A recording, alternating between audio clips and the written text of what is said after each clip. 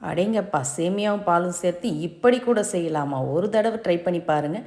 இனி அடிக்கடி செய்வீங்க. அதுக்கு ஒரு மிக்ஸிங் பவுலில் 2 கப் அளவுக்கு சேமியா, 1 1/2 கப் அளவுக்கு சூடான பால் ஊற்றி, நல்லா அதை அப்படியே பாலில் முழுகிற அளவுக்கு கலந்து விட்டு அப்படியே ஒரு 5 நிமிஷம் மூடி வச்சுடுங்க.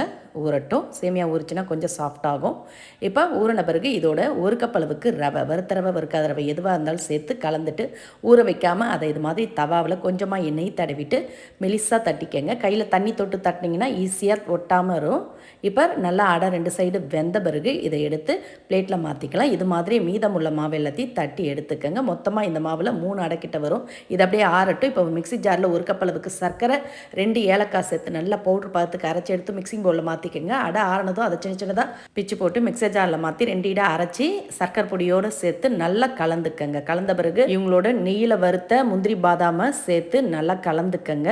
கலந்து சின்ன சின்ன உருண்டைகளாக உருட்டி இது மாதிரி ஸ்வீட்டில்